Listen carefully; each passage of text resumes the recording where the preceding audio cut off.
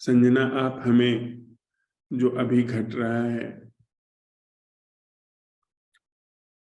भौतिक रूप से, उसका वर्णन करके अभी और यहीं में हम लोगों को ले आइए।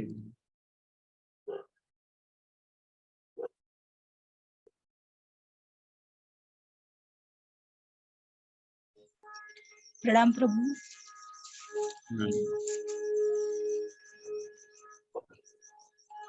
प्रभु, मैं अभी झाड़ू लगा रही थी और मेरे आसपास मेरी माँ मंदिर में है, तो वहां से शंख की आवाज आ रही है। और आपके यहाँ की शंख की आवाज सुनते हुए हमारे यहाँ जो वान भूक रहे हैं वो भी सुनाई दे रहा है। जी, और अभी तो बाकी लोग सो रहे हैं, तो थोड़ा शांति है घर में। झींगरों की शायद छिपकली की आवाज आ रही है। ओह, छिपकली की भी आवाज आती है? जी, शायद उसकी आवाज आती है, छिपकली की भी आवाज होती है। और यहाँ पर प्रभु, पक्षियों का कलरव चल रहा है।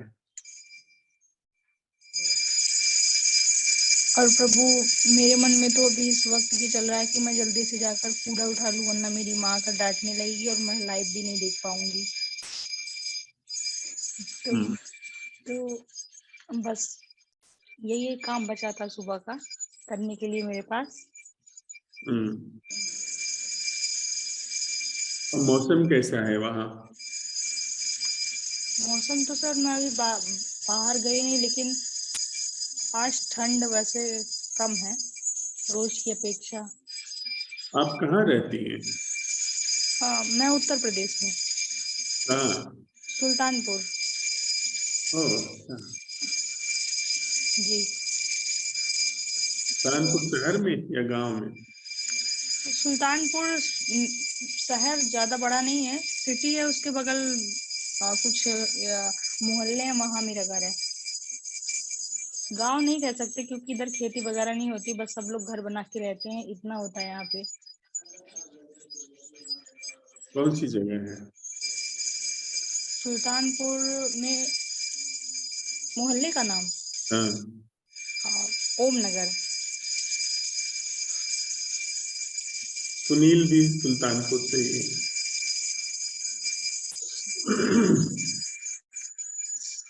कहाँ से ये मुझे नहीं पता, अगर पता हो तो मैं उनसे मिल लूं।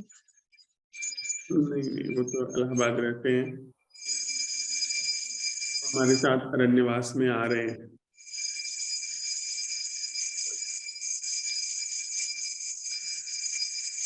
और प्रभु, अभी घंटी की आवाज आ रही है बगल से। बस यही माहौल है। गंध भी है? जी, कोई खुशबू, गंध? मोगरे की अगरबत्ती की आवाज, अरे गंध आ रही है। अभी आपने बोला तो मुझे गंध महसूस हुई। मैं कुछ खाया था? कुछ चाय पी थी? नहीं, अभी सुबह से तो कुछ नहीं खाया, बस पानी पिया था और उसका तो कोई स्वाद नहीं है पानी का। और ठीक है, कूड़ा उठा लो। जी प्रभु, धन्यवाद।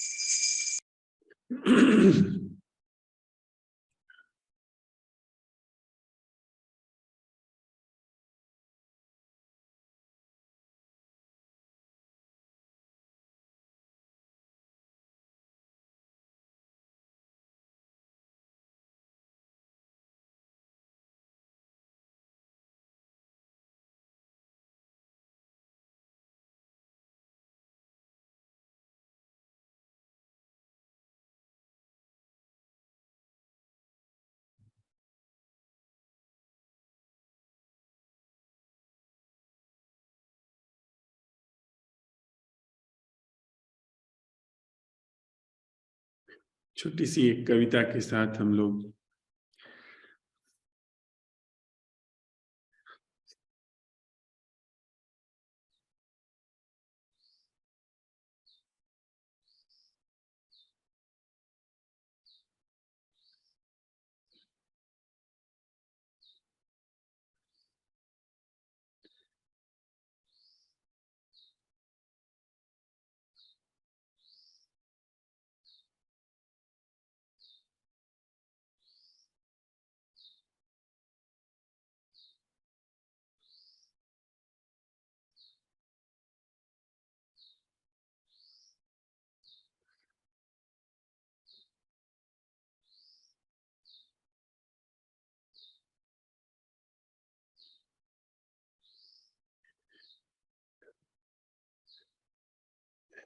कविता का हिंदी अनुवाद सुरमिता जी कर दें, मैं अंग्रेजी में इसे पढ़ देता हूं। कविता का शीर्षक है flowering. Flowering. Pay gratitude to the flower as much as you can for giving you the opportunity to appear, but be careful. Pay gratitude to flower as much as you can for giving you the opportunity to appear, but be careful. Be grateful to the flower with its beauty, with its fragrance, with its tenderness, but be careful. Be grateful to its plant, its root, its soil, its water. Be grateful to the sky for giving space to flower. Be grateful to the eyes that they can see where it is flowering, but be careful. All of these are just opportunities for your appearance. They do not exist without you, but you do not belong to them. Be careful with their deep-rooted hatred for not understanding what is flowering. Even they could touch their supreme possibility of beauty, fragrance, and being only with your presence. So be careful. Flowering, pay gratitude to both the beauty and the ugliness. To all of them for giving you the opportunity to appear, but be careful. सुरमिता जी अगर सीधे इसका अनुवाद कर दें तो हमें बड़ी सुविधा होगी।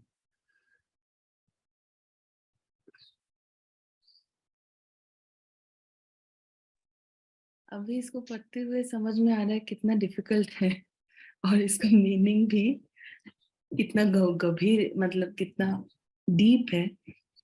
खिलना कह सकते हैं फ्लावरिंग को। जी। Pay gratitude to the flower as much as you can for giving you the opportunity to appear, but be careful. कि उस पुष्प को हम आभार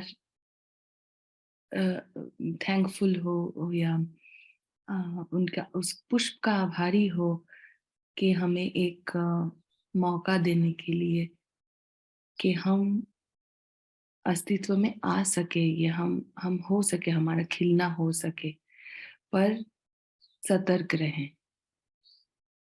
हम कृतज्ञ हो उस फ्लावर की, उस पुष्प की खूबसूरती का, उसकी खुशबू का, उसकी सहजता का, टेंडरनेस को अगर हिंदी में कहे तो, उसकी नम होने का पर सतर्क रहे। उस पेड़ के प्रति आभारी हो, उस जड़ से, उस मिट्टी का आभारी हो, उस पानी का आभारी हो, उस आसमान का आभारी हो कि वो जगह हमें मिला कि हम खिल सके। पर और उस आँखों का आभारी हो कि वो देख पाया कि ये फ्लावरिंग या ये खिलना हो पा रहा है, पर आप सतर्क रहें। ये सारे बस एक अपॉर्चुनिटी, मतलब एक सुयोग है आपके होने का, इस अस्तित्व में बनने का, खिलने का। पर आपके बिना ये इनकी कोई अस्तित्व नहीं है, पर आप इनको बिलोंग नहीं करते, आप इनके नहीं हैं। सतर्क रहिए उनके जड़ बहुत, मतलब जड़ जमाए हुए घृणा को, क्योंकि उनको पता नहीं है कि खिलना क्या है। वो पहुंच सकते हैं एक सारे पॉसिबिलिटी सारे सुंदरता, खुशबू और होने के एकदम चरम सुयोग में वो पहुंच सकते हैं, पॉसिबिलिटी में। पर सिर्फ तुम्हारे प्रेजेंस, इस खिलने का अस्तित्व लेकर, तो आप सतर्क रहें। खिलना, आभारी हो सौंदर्य और असुंदरता के प्रति भी। सबके लिए आभारी हो, कृतज्ञता हो आपके अंदर कि उन्होंने दोनों ही, उन सब ने ये आपको एक अवसर दिया है अस्तित्व में होने के लिए। पर सतर्क रहिए। धन्यवाद सुरोमिता जी। पिछले साल आई यह कविता है, इसको मैं थोड़ा अपनी भाषा में और भी सरल करना चाहता हूं। हम लोग संयोग से वो सब सामग्रियां हमारे आसपास आ जा रही हैं जो हमारी इस ध्यानशाला की यात्रा में, ध्यानशाला में सीखते हुए आनी चाहिए, जो प्रासंगिक है। यह कविता प्रासंगिक है और आज की बैठक के लिए अति प्रासंगिक है। हम लोग इस प्रश्न के साथ रहे हैं कि वह जीना क्या है जो ऊर्जा के अपव्यय से सर्वथा मुक्त है। थोड़ा बहुत नहीं, पूरी तरीके से मुक्त है। अब इसके बाद हमारी भूमिका समाप्त होती है, मैं की भूमिका समाप्त होती है, सोच विचार की भूमिका समाप्त होती है। मनुष्य चेतना जो हजारों साल से यहाँ पर काम कर रही है, विकसित हुई है, उसकी भूमिका समाप्त होती है। वह मनुष्य चेतना जो हमारे अंदर विद्यमान है, हमारे ढंग ढर्रे जो कि एक साथ शेयर हो रहे हैं, पूरी मनुष्य जाति के भीतर साझा चल रहे हैं, उससे भूमिका समाप्त होती है, उसकी भूमिका समाप्त होती है। अब फ्लावरिंग जगह लेगी, खिलना, फलना फूलना, प्रस्फुटन वह जगह लेगा। उस खिलने को लेकर के ये कविता है कि जब वह खिलना शुरू हो तो यह कविता कह रही है कि जो ये खिलना घट रहा है, इस खिलने में क्या सावधानी होनी चाहिए।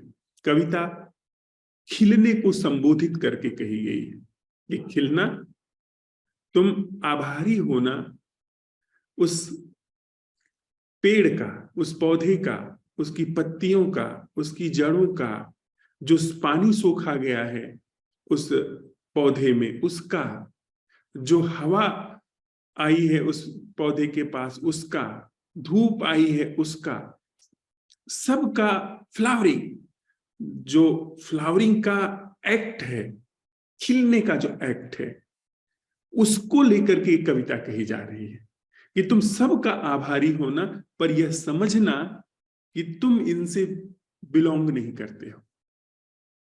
वैसे ही जैसे फूल के माध्यम से कविता कह रही है कि हमारे अंदर यह जो क्रांति अब हो रही है, जो हो चली है, यानी हमारे भीतर ऊर्जा के अपव्यय से मुक्त जिस जीवन का अब पदार्पण होने चला है, जिसकी सुगबुगाहट प्राणों में उतरनी शुरू हो गई है, उस सुगबुगाहट को यह कविता कह रही है कि कृतज्ञ होना इस शरीर का, इस मन का, इस बुद्धि का। कैसे, जैसे कल कोई पूछ रहा था ना कि कैसे आप कहते हैं कि माइंड इज बुद्धा, तो इस संदर्भ में कृतज्ञ होना कि इस पूरी संरचना का आप कृतज्ञ होना, पर होशियार रहना, बी केयरफुल। ये संरचना झट से कहेगी कि तुम मेरी वजह से हो, यह जो खिलना घट रहा है इसको हमने खिलाया है? नहीं, ये जो खिलना है यह बिल्कुल अनूठा है, यह बिल्कुल ही अछूता है। यह जो ऊर्जा के अपव्यय से मुक्त होने पर एक नई जीवन धारा जीवन में प्रस्फुटित हो चली है, होने लगी है, उसके लिए कहा जा रहा है कि सावधान रहना अब मन की गतिविधियों से, शरीर की गतिविधियों से। शरीर यानी वह जड़ जिस पर मन को अवसर मिला, मन बुद्धि जिसने ये सवाल उठाने के लिए खुद को तैयार किया, उन सब के प्रति कृतज्ञ रहना।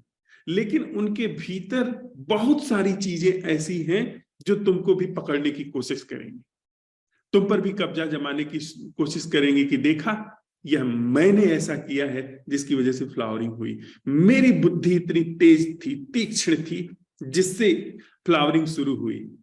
तो अब फ्लावरिंग को कहा जा रहा है, इधर का रोल तो समाप्त हो गया, इधर की भूमिका समाप्त हो गई। अब कविता फ्लावरिंग को कह रही है कि तुम सावधान रहना अब इधर से। जैसे ही फ्लावरिंग अस्तित्व में आई, उसको कविता कह रही है कि ये लोग कहेंगे कि फला को तो नहीं फ्लावरिंग हुई, देखा मैं फ्लावरिंग कर गया। उन सब दंभ अहंकार की पुरानी गतिविधियों से सावधान रहना, अनुग्रहित होना, शरीर के प्रति अनुग्रहित होना, बुद्धि के प्रति अनुग्रहित होना, पर इनकी पुरानी चाल में मत फंसना, नहीं तो फिर ये अपने चंगुल में तुम्हें ले जाएंगे। थोड़ा आगे बढ़ते हैं। अगर ऊर्जा का अपव्यय नहीं हो रहा है तो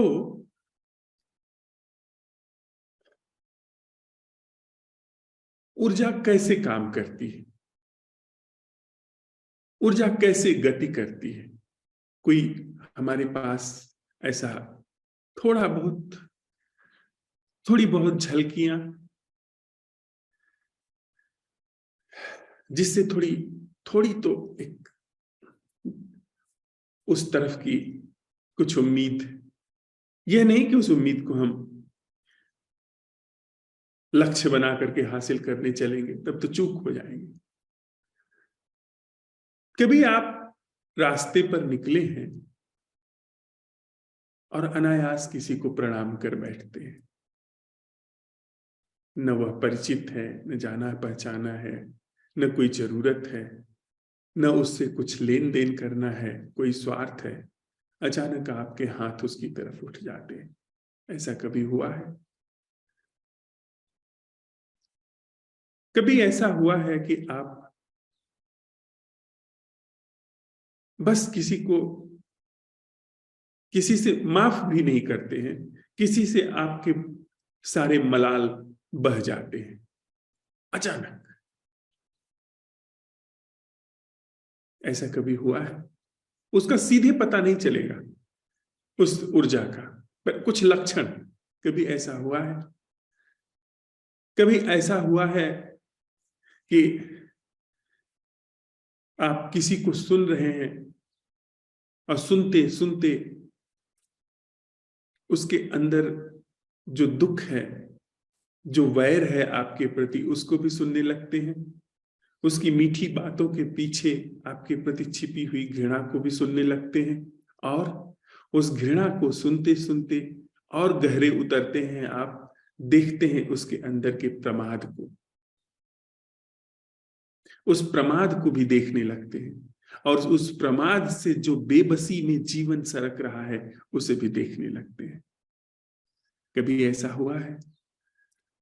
कभी आप किसी को अपने ऊपर क्रोधित देखते हैं, क्रोध में आग बबूला उसे होता देखते हैं, यह भी देखते हैं कि वह आपके अनहित के लिए न जाने कितनी योजनाएं बना रहा है, आपको गिराने के लिए, धूल में मिलाने के लिए सारे यत्न कर रहा है।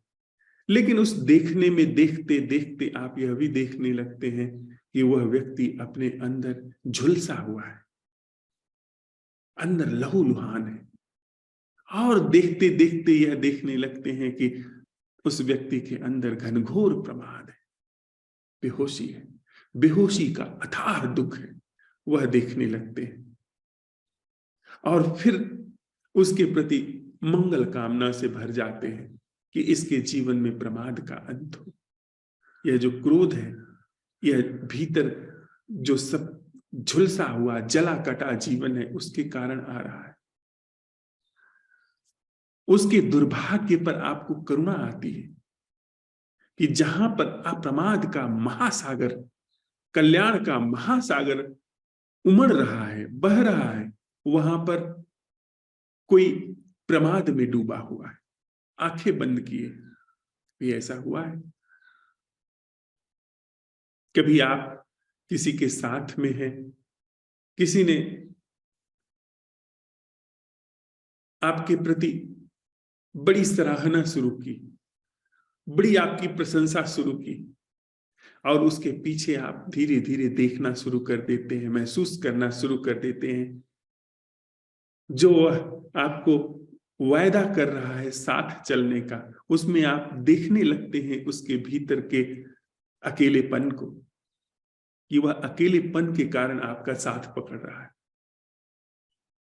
उसके भीतर के अभाव को देखने लगते हैं और उस अभाव को देखते देखते और गहरे उतर जाते हैं आप, और यह भी देख लेते हैं कि भीतर भाव का आकाश उमड़ा हुआ है, भीतर आनंद का, उत्सव का सूरज उगा हुआ है और वह अभाव में जी रहा है। यह भी देखते हैं कि वो आपके ऊपर निर्भर हो रहा है, आपको पजिस करना चाहता है, आपको पकड़ लेना चाहता है। उसको देखते देखते आप अपने अंदर एक जुजुप्सा भी देखते हैं कि बिदक जाने की, दूर जाने की, कि इससे हट जाए, नहीं तो ये तो मुझे भी डुबोएगा। लेकिन उस देखने में और गहरे उतर जाते हैं आप। यह भी देखने लगते हैं कि इसका जो पकड़ने का कारण है, मुझे मेरे ऊपर निर्भर होने का कारण है, वह इस वजह से है कि भीतर प्रमाद, भीतर यह व्यक्ति अकेला है, और उसकी दुर्भाग्य को भी देखने लगते हैं कि भीतर वह उमड़े हुए महासागर या उगे हुए सूरज को नहीं देख पा रहा है। फिर उस भाव से आपके अंदर एक कर्म का जन्म होता है जो उसके तय नहीं है। वह जैसे जीवन में आपके पास आ रहा है उसके हिसाब से नहीं है, वह फिर आपके भी हिसाब से नहीं है, फिर वह कर्म करुणा का है। फिर करुणा सिर्फ इसलिए, अब उसके जीवन में आप काम करेंगे, उससे व्यवहार करेंगे, लेकिन सारी दिशा आपकी ऐसे हो रही है क्यों कैसे जागे। साथ देंगे, साथ छोड़ेंगे, न कि आप जान करके करेंगे, वह करुणा काम करेगी। साथ हाथ पकड़ेंगे, हाथ छोड़ लेंगे। हर स्थिति में गतिविधि आपकी तरफ से इसलिए हो रही है कि उसके जीवन में कैसे जागरण का अंकुर फूटे। ऐसा आपसे होता चला जाएगा, आप जानबूझ करके करेंगे भी नहीं। करुणा के अतिरिक्त, मैत्री के अतिरिक्त सारे कृत्य मैं करता है। जो दोस्ती निभाना होता है वह अहंकार करता है, जो संग साथ रिश्ते नाते निभाना होता है वह यह मन करता है, मानव मन। लेकिन करुणा बिल्कुल अलग ढंग से काम करती है। उसका एक लिटमस टेस्ट है, जब आप साथ निभाते हैं तो आपको पता होता है, आप जानबूझ के करते हैं यह चीज कि यह बात इसको कहनी है, यह नहीं कहनी है, इसको कहने से इसको ऐसे बुरा लग जाएगा, इससे हमारे संबंध में दरार आ जाएगी, वगैरह वगैरह। सारी योजना के हिसाब से सामंजस्य मिला करके बिठा करके चलते हैं। हमारे मोटिवेशनल स्पीकर इस तरफ बहुत जोर देते हैं, सामंजस्य बिठा के चलिए, संबंध को बना करके चलिए, ऐसा काम करिए जिससे संबंध मीठा हो, मधुर हो। ये सब व्यवस्था है हमारे मन की। करुणा ऐसे काम नहीं करती। करुणा जो सिर्फ नैसर्गिक जागरण की उपस्थिति में काम करती है, उसकी गतिविधि का आपको कभी पता नहीं चलेगा। वो आपसे हो जाएगी, आपको कभी खबर नहीं होगी, वो बुद्धि को कभी खबर नहीं होगी, वो एक्ट हो जाएगा। एक छोटी सी घटना मैं अपने जीवन की साझा करना चाहूंगा आप लोगों की अनुमति से। एक बार क्या हुआ, बहुत पहले की बात है, लगभग मुझे लगता है 10 साल बीत गए होंगे, 8-10 साल जरूर बीत गए होंगे। मैं एक बैंक में खाता खुलवाने गया और सारी फॉर्मेलिटी कर दी, वहां एटीएम के लिए फॉर्म भर दिया और एटीएम में मैंने नाम अपना धर्मराज भरा। लेकिन जब एटीएम घर पर आया, एटीएम कार्ड, तो उस पर लिखा हुआ था धर्मेंद्र। तो जो काउंटर क्लर्क था उसने अपनी कंप्यूटर में जो फीडिंग की थी वो धर्म नाम से उसके अंदर धर्मेंद्र ही चला होगा। तो उसने शुरू में ध पढ़ा होगा, DH पढ़ा होगा और इसके बाद उसी को उसने टाइप कर दिया।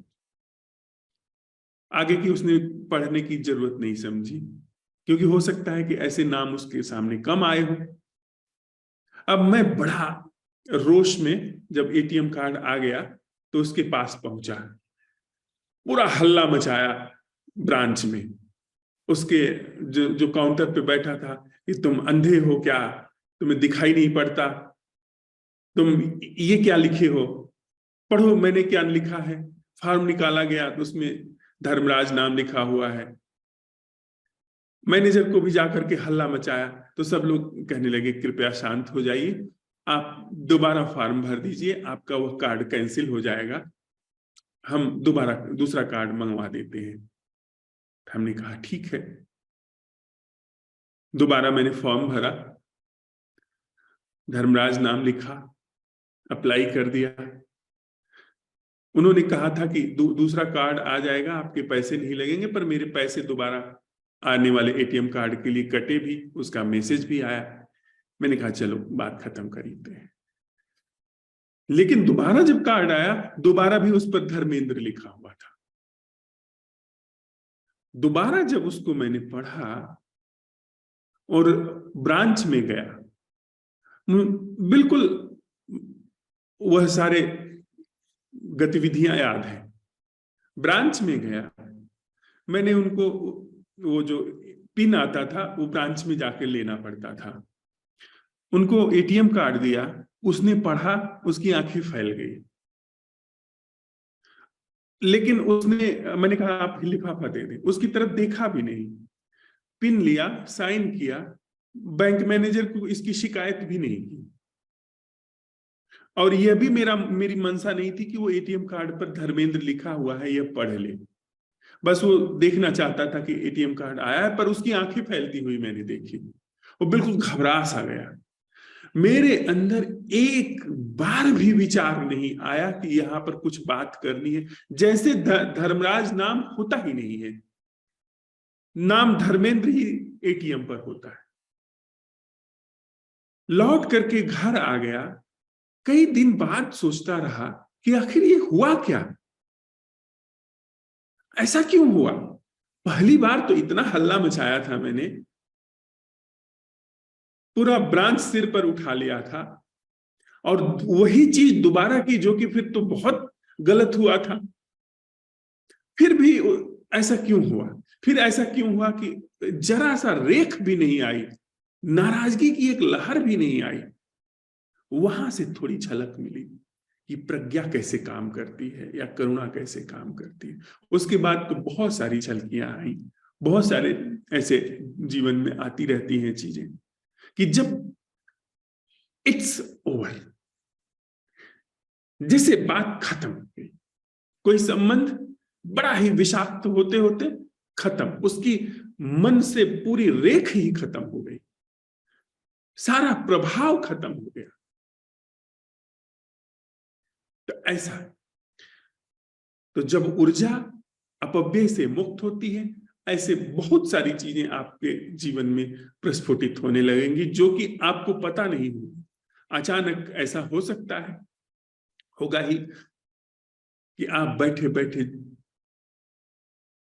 कुछ ऐसा होने लगा, कोई लॉटरी नहीं लगी है, प्रमोशन नहीं हुआ है, और आप नाच रहे हैं,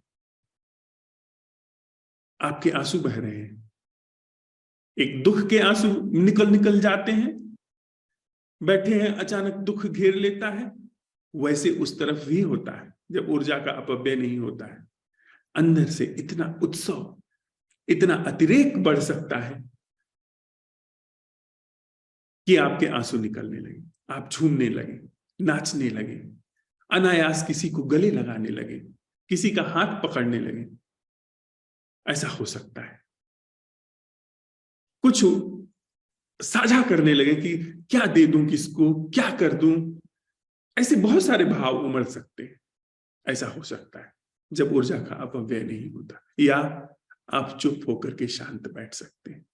यह उमेश जी उस दिन पूछ रहे थे कि व्यक्ति की अपनी निजता है, यहां से थोड़ी सी बात अलग होती है कि किसी के अंदर वह महागीत के रूप में प्रकट हो सकता है, कबीर के जैसा महागीत उमड़ सकता है। उनके शब्द आप पढ़िए, महागीत हैं वे। पानी में मीन पियासी, मुहे देखी देखी आवे हासी, ये महागीत। हेरी से सखी, वो एक गीत है कि दुल्हन गावो मंगल चार, हम आए हो राजा राम जगत भरतार। पांच देव मुरे पाहुन आए, मैं जोबन मदमाती। स्त्री पुरुष का भेद चला गया, वो ये भूल ही गए हैं कि वो पुरुष हैं। वो अपने को दुल्हन समझ रहे हैं कि उनके यहाँ भगवान पाहुन आए हैं, दुल्हा बन करके आए हैं। वे अपने को सुहाग सेज पर बैठा समझ रहे हैं। ऐसा हो सकता है, ऐसी चीजें घट सकती हैं। स्त्री पुरुष का भेद समाप्त हो सकता है। मीरा की तरह नृत्य उठ सकता है कि वो महारानी है, रानी ही नहीं महारानी है। वे महाराज की प्रमुख पत्नी है, पर वे घूम घूम करके जा करके बंजारों के बीच में नाच रही, झूम के नाच रही। गई सब बात की कौन समाज, रीति रिवाज सब गया। ऐसा भी हो सकता है। यह यहां से व्यक्ति की जो अनूठापन है, निजता नहीं कह रहा हूं मैं, उसकी यूनिकनेस, व्यक्तित्व, उस जगह की, उस शरीर की, उस विसर्जित मन की यूनिकनेस आ सकती है। बुद्ध हैं, वो अखंड मौन में बैठ गए। कोई है चुपचाप यहां से विदा हो सकता है। वह कानो कान किसी को खबर नहीं होगी कि उसके अंदर क्या घटा। कोई होगा जो सबको हिला हिला करके जगाने लगेगा कि भाई ऐसा संभव है, ऐसा महागीत संभव है, ऐसा नृत्य संभव है, दुख से मुक्त जीवन संभव है। लोग पत्थर मारेंगे फिर भी वो बोलेगा कि नहीं, एक बार सुन लो, एक बार देख लो, मानो मत, पर एक बार इस तरफ नजर तो डाल लो। हो सकता है जीवन में कोई उस तरफ नजर डाले।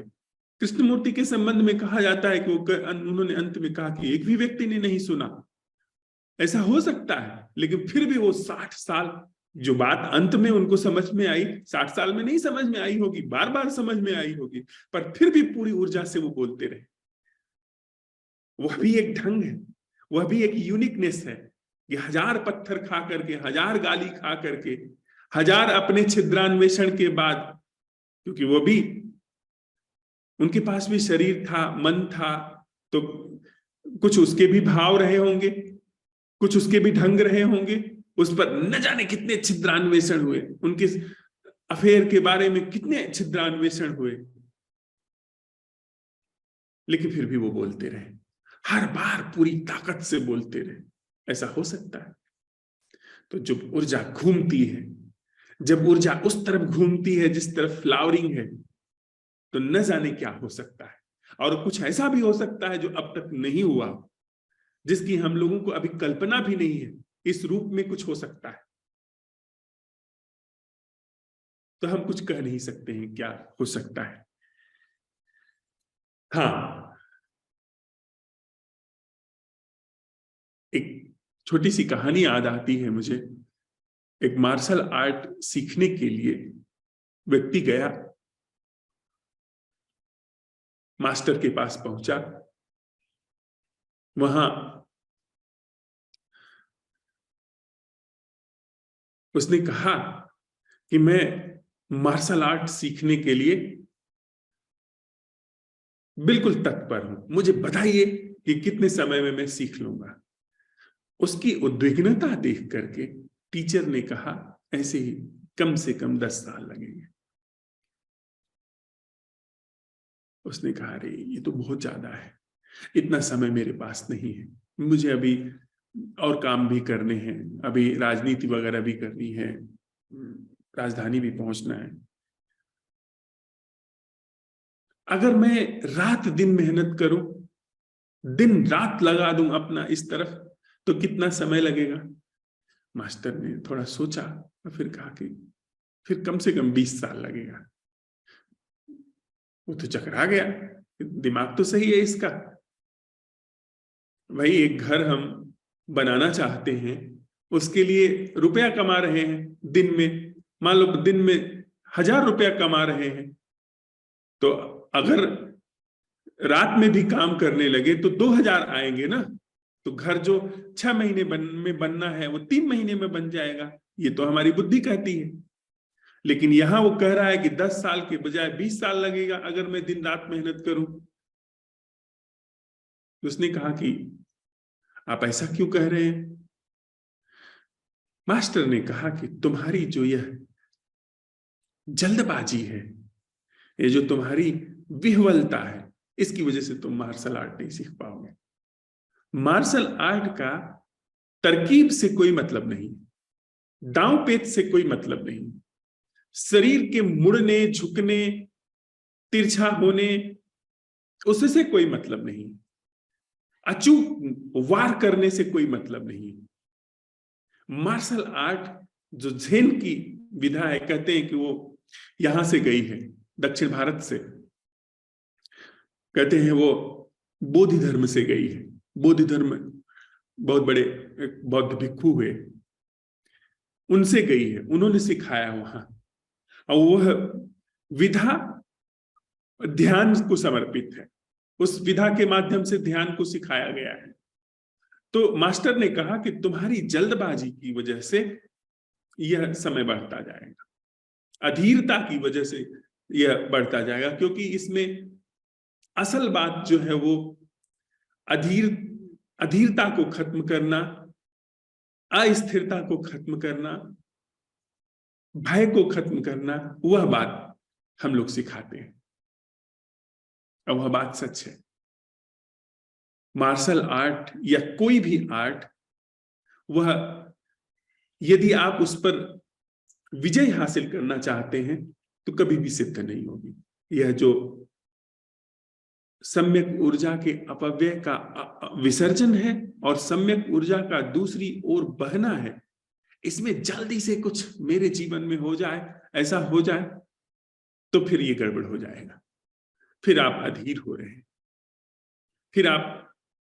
फिर वापस मन के क्षेत्र में लौट रहे हैं। जो हो जैसा हो राजी। एक बार आपने सवाल उठा दिया, ऊर्जा का अपव्यय बंद हो गया और आप वहां बैठे इंतजार कर रहे हैं कि हो जाए, यानी फिर छिप के मन आ गया, फिर उसने दूसरी तरीके से वहां पर अपना साम्राज्य बनाना शुरू कर दिया। इससे हमें सावधान रहना है। दूसरी भी एक कहानी है जो इसी के संदर्भ में है। एक जैसे मार्शल आर्ट है, वैसे टी सेरेमनी भी होती है ध्यान के संदर्भ में। ध्यान को लेकर के मार्शल आर्ट सिखाया जाता है और चाय परोसना सिखाया जाता है। वहां पर चाय परोसने की विधा को लेकर के बड़े बड़े उत्सव होते हैं, जिसमें चाय का बनाना, चाय का पानी कितना उबले, कब उसमें चाय डालना, चाय को कितना उबालना, चाय को कैसे केतली में पलटना, चाय का छानना, इसके बाद चाय को ले जाकर के रखना, उसको परोसना, प्याले में डालना, प्याले में और कप प्लेट में ले करके दूसरे को परोसना, यह सब ध्यान की क्रिया है। तो ऐसा हुआ कि एक जो चाय के माध्यम से सिखाता था ध्यान, उस व्यक्ति से किसी को चोट लग गई, और जिसको चोट लग गई वो एक वॉरियर था, लड़ाकू था। उसने कहा, हालांकि इसने माफी मांगी उससे कि ये मेरी गलती से हुआ है, मुझे इसके लिए माफ कर दीजिए, पर उसने कहा ना, माफी वगैरह नहीं होगी, अब ये मैदान में इसका फैसला होगा, मैं तलवार से इसका फैसला करना चाहूंगा। अब वह तलवारबाज था ही नहीं, वह तो साधारण सा व्यक्ति था। हाँ, ध्यान को उपलब्ध था, वो चाय के माध्यम से सिखाता था ध्यान करना, और उससे बस भूल से कैसे ही कुछ हुआ होगा, उससे उसको चोट लग गई थी। अब यह जो साधु था बड़ा चिंतित हुआ कि मुझे तो तलवार की मूठ पकड़ना भी नहीं आता है, और इसके सामने तो मैं टिक भी नहीं पाऊंगा, तो शरीर नष्ट कर देगा ये। वो उसका एक दूसरा मित्र था जो तलवारबाज था, वो तलवारबाजी के माध्यम से सिखाता था, मार्शल आर्ट का और समुराई था। उसके पास गया, उसने पूरी बात सुनी और कहा कि तुम ऐसा करो कि तलवार ले लो हाथ में और उसको अपने सिर के ऊपर उठा लो। जब आमने सामने हो, तलवार को तुम अपने सिर के ऊपर कर लेना, ऐसे कि जैसे बस अब अटैक करने जा रहे हो। इस मुद्रा में आ जाना, और जैसे तुम चाय परोसते हो, जितने होश पूर्वक चाय तुम परोसते हो, ठीक उसी तरीके से तुम उस व्यक्ति का सामना करना। उसने कहा ठीक, अब और कोई उपाय भी नहीं था। दोनों जब आमने सामने हुए, उसने अपनी तलवार सिर के ऊपर उठा ली, ऊपर उठा करके दोनों हाथ से पकड़ लिया, जैसे अब वार करने जा रहा हो। और उसका चेहरा जैसे चाय परोसते वो समय शांत बना रहता था, वैसा ही शांत बना रहा। जैसे उसकी आंखें निष्कंप बनी रहती थी चाय परोसते समय, वैसे ही निष्कंप बनी रही। चेहरे पे कोई सिकन नहीं, कोई तनाव नहीं, और वह उसकी आंख में देखता रहा। इतने गहरे ध्यान से उस व्यक्ति को वह देखता रहा कि उसके होश के कारण वह वार नहीं कर पाया, क्योंकि वार करने के लिए कोई एक जगह चाहिए जहां पर बेहोशी हो, जिस पर वह वार करे। तो जिधर बेहोशी होगी उधर वार करता। अब यह इतने होश पूर्वक वहां पर खड़ा है कि इसके किसी तरफ बेहोशी है ही नहीं कि जिस तरफ वह वार करे। वह इतने जागरूकता में वहां पर उसको देख रहा था कि उसको कोई जगह ही नहीं मिली कि जहां पर वार करे और उसका वार खाली न जाए, क्योंकि उसको ऐसा लगा कि ये व्यक्ति जैसे ही मैं वहां वार करूंगा अपनी तलवार को उधर रोकने के लिए घुमा देगा। एक भी वार नहीं कर पाया। कहते हैं कि घंटों वह दोनों लोग आमने सामने थे, पर वो जो बहुत कुशल योद्धा था वह एक भी वार नहीं कर पाया। इसके बाद उसने क्षमा मांगी, कहा कि माफ करिए, मैं अहंकार में, अपने दंभ में ऐसा आपसे कह रहा था। बात खत्म होती। असल जो चीज है वो है जागरण। हम लोगों को जो सूत्र मिला है, आप दुनिया के किसी भी तथाकथित आध्यात्मिक या सच में ही आध्यात्मिक ध्यान को उपलब्ध इंसान या ध्यान की जहां कीमिया सीखी जा रही हो, वहां आप चाहेंगे। आप ऐसा नहीं कि मैं कह रहा हूं कि कोई आपको महामंत्र मिल गया है और आप लोगों को हराते हुए, उनको परास्त करते हुए घूमिए। नहीं, मेरा कहने का अर्थ है कि जो रत्न आपको मिला है वह ऐसा है जो कि कभी भी खोटा नहीं हो सकता। कोई भी आपके रत्न को खोटा कर ही नहीं सकता। कुछ भी हो, किसी भी विधा का कोई साधु हो, सन्यासी हो, ध्यानी हो, आपको पीछे नहीं कर सकता, आपकी यात्रा को भंग नहीं कर सकता। जागरण, अवेयरनेस। तो जैसे पहली कहानी कह रही है कि असल चीज जो है अधीरता, उसका अंत है, उसका समापन है। और अगर धैर्य है तो आप कुछ करते हो, विपरीत ढंग में हो, आपको जो भी कुछ नहीं आता है उस परिस्थिति का भी सामना कर लेंगे। जैसे उस चाय बनाने वाले ने तलवारबाजी का मुकाबला कर लिया। और मैं कहता हूं कि अगर वो वार हो भी जाता तब भी वो व्यक्ति नहीं कटता, क्योंकि जागरण जो है वह पीछे लौट चुका है, वो शरीर के पार जा चुका है, वह असंभव संभावनाओं में जीवन को उघाड़ चुका है। तो अगर शरीर कट भी जाता तब भी कुछ नहीं कटता, मन नष्ट हो जाता तब भी कुछ नहीं जाता, क्योंकि जागरण किसी और जीवन को उघाड़ चुका है। ऐसा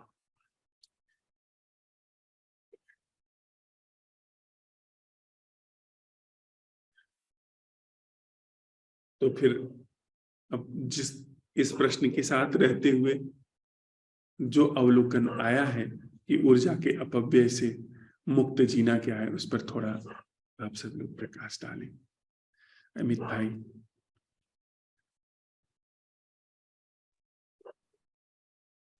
सर नमस्ते। नमस्ते अमित। सामने सूरज देवता की हल्की हल्की रोशनी आ रही और गमले टांग रखे हैं हमने छत पे बच्चों ने, तो वो घूम रहे, पत्ते हिल रहे। आज हवा है थोड़ी ऊपर जामुन के पेड़ के और सागवान की शाखाओं के भी।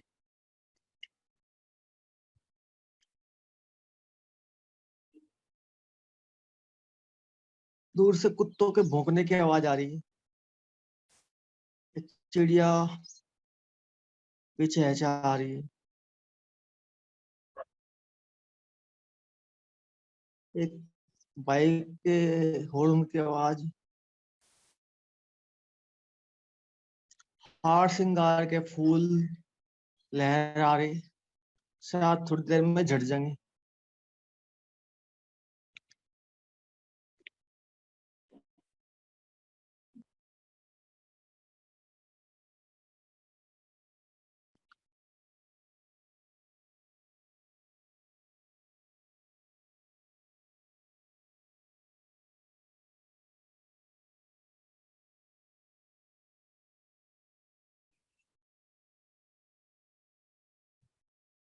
ठंडी हल्की ठंड बढ़ रही है अब यहाँ पे।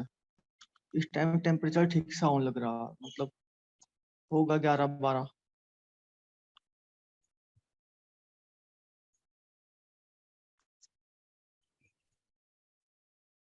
तो रात हम जिस पर्सन के साथ विदा हुए थे वो था कि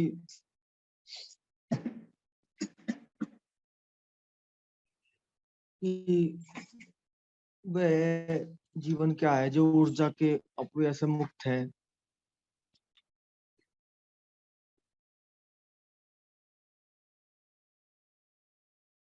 ऊर्जा का अपव्यय घर में तो जब हम संघर्ष करते हैं किसी के व्यवहार को लेकर या किसी की पीड़ा को लेकर, बच्चों की बीमारी होगी और हम दुखी हो गए, तो वो चीज में देखी कि वो कुछ कम हो रही, तो वो भी एक ऊर्जा का अपव्यय है। क्योंकि विजेता को खांसी हो रही थी बहुत भयंकर, तो मैं दवा ले आया। पहले मुझे थोड़ी सी हो जाती थी ज्यादा दिक्कत सी, तो दे दी। और जो आप जो कह रहे थे अभी थोड़ी देर पहले कि वो कि किसी के साथ मतलब आपका जैसे मतलब जब फ्लावरिंग होती है तो अनायास ही आपके अंदर कुछ चीजें होने लगती है। वो मैं आपको बताया था कि परसों परसों परले दिन वो सड़क पे जो वो बुजुर्ग गिरे थे, तो मैं पीछे मुड़ के गया, मैं कहा, क्या हुआ वहां पे। और फिर वो हेल्प, मतलब हेल्प का घटित होना, वो मुझे नहीं पता था कैसे हुई। और सर ये तो चीज ऐसी थी, जब मैं इन चीजों को जानता भी नहीं था, मैं शायद 9th क्लास में था, और मैं स्कूल हमारा 2 किलोमीटर दूर था, 2-3 किलोमीटर दूर, तो पैदल जाता था। तो मैं स्कूल जा रहा था, और उस टाइम हम दिल्ली के एक पूरी दिल्ली का इलाका है जहाँ गोकुलपुरी, गंगा विहार जैसा शाहदरा टाइप इलाका है, तो वहां पे रहते थे। तो वहां पे तो काफी भीड़ होती है। तो लगभग मैं 800-900 मीटर घर से गया हूँगा, एक छोटा बच्चा 5 साल का हो या 4 साल का हो, वो खो रहा था, गोरा सुंदर सा बच्चा, और वो रो रहा। और इतने सारे लोग, किसी का उस पर ध्यान नहीं, वो रो रहा। मैंने कहा, क्या बात बेटे? मम्मी मम्मी कर रहा हो। मुझे बेटे ने कहा, मैंने सोचा नहीं, क्या पता नहीं मैंने क्या कहा, मुझे स्कूल जाना था वैसे। मैं सोचने लगा, यार क्या कर, मतलब पता नहीं, मुझे पता नहीं चला। मैं कहा, घर की तरफ को चलता हूँ इसे लेकर, और नहीं तो अपने घर ले जाइए। तो उस टाइम में जैसे ही घर के पास पहुंचा, हॉल थोड़ा सा, मैंने सोचा थोड़ी और गली, एक गली और क्रॉस कर। तो वो उसकी माँ उसे ढूंढती आ रही थी, वो उसने उसे गले लगा लिया, और मुझे देखा, हालांकि उसे थैंक्स भी नहीं बोल रहा, लेकिन वो उसे लेगी एकदम से। तो वो चीज तो कुछ ऐसी चीज थी कि मैं सोचता हूँ कि वो चीज कुछ पहले से भी थी।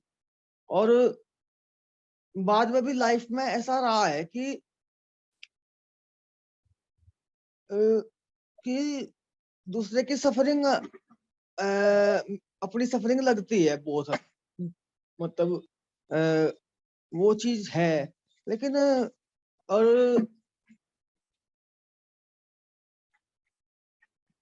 अब फिलहाल ये है कि फ्लोवरिंग का तो ये है कि उसका पता नहीं चलता। कई दफा बहुत आनंद भी आ जा, गाने भी निकल जा मुंह से। अ, जैसे कि कल परसों मैं सोच रहा था कि भाई वो, कि अभी मतलब होगा, मैं सोच रहा था कि सब खत्म हो गया, मैंने फिर वो घर में ही मैंने शौक खा दिया। मैं कहा, अभी टाइगर अभी जिंदा है। मैं कहा, जिंदा है, मरा नहीं। तो ये चीज तो होती है। हालांकि उदासी भी बहुत गहन होती है। मेरी पीड़ा का समय लंबा चलता है, लम्बे खुशी के थोड़े से कम आवे, अपने आप ही आवे, वो ऑटोमेटिकली, वो पता नहीं चलते। तो साल चल रहा है अवलोकन। तो कोई ऐसी चीज तो है नहीं कि मैं इसको डिस्क्राइब करूं। ये जागरण तो इसमें चलने ही ये लगा है, बात वो जो तो। बनी है अमित भाई, कि जैसे हम लोग कहते हैं, हमारे संवाद में यह बात आती है कि नैसर्गिक अवलोकन क्या है।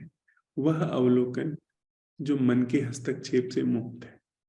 तो ऐसा नहीं कि वो अवलोकन है नहीं, वो अवलोकन अभी घटित हो रहा है नैसर्गिक रूप से, लेकिन उस अवलोकन पे एक बादल छाया हुआ है जो कि मन का है, शब्दों का, छवियों का, धारणाओं का, आग्रहों का।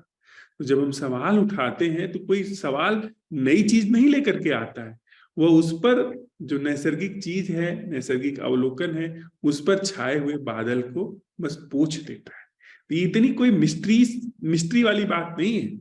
हम अगर यह सवाल उठाते हैं कि वह जीना क्या है जो ऊर्जा के अपव्यय से मुक्त है, या कभी गाहे बगाहे भी हमारे जीवन में इसकी झलक आई हो, उस जीने की जो ऊर्जा के अपव्यय से मुक्त है, तो हम पाएंगे कि अनायास चीजें अपने से हो रही हैं। जीवन का स्वभाव करुणा है, जीवन का स्वभाव मैत्री है, जीवन का स्वभाव मुदिता है, जीवन का स्वभाव है जो बीत गया उसकी उपेक्षा कर देना, जो आने वाला है उसकी उपेक्षा कर देना, जो है उसमें विधिवत स्थापित रहना। एक जैन फकीर के संदर्भ में यह बात है। उससे किसी ने आकर के पूछा कि जो लोग इनलाइटेंड हो जाते हैं, उनका मरने के बाद क्या होता है, वो मरने के बाद कहाँ जाते हैं? तो उसने कहा मुझे नहीं पता। तो उसने कहा अच्छा, आप तो जागरण को उपलब्ध है? उसने कहा हाँ, जागरण है जीवन में। फिर आपको क्यों नहीं पता? तो उसने कहा क्योंकि मैं मरा नहीं हूं। ये बड़ी मजे की बात है। यह सारी जो गुत्थियां हैं, ये सारे जो मरने के बाद क्या होता है, कौन सा स्वर्ग मिलता है, मुक्ति के बाद क्या होता है, ये सब मन की खुरापाते हैं, ये सब मन के निष्कर्ष हैं। जो सम्यक जीवन है वो तो बस कालातीत में जी रहा है, और जो कालातीत में जी रहा है वो पहले से ही मृत्यु से मुक्त है। आप सोचिए, काल से तो पहले से ही मुक्त है जो अकाल में जी रहा है, जो कालातीत में जी रहा है, तो उसकी मृत्यु कैसे होगी? वो तो तथाकथित हमारे जीवन से भी मुक्त है। हम लोग जिसे जीवन समझ रहे हैं वो ऊर्जा का अपव्यय है। मन में चलना ऊर्जा का अपव्यय है। ह्यूमन माइंड जिस तरीके से चलता है वो ऊर्जा का अपव्यय है। तो पहले से ही इस जीवन से मुक्ति हो गई, पहले से ही इस जीवन से मुक्ति हो गई, तो इस जीवन की मृत्यु से मुक्ति हो गई। तो जीवन मृत्यु के पार तो पहले ही जीवन चला गया। तो उसने ठीक ही कहा कि जैसे वो सवाल पूछने वाला था वैसे उसने जवाब दिया, क्योंकि मैं अभी मरा नहीं हूं, ऐसे समझो।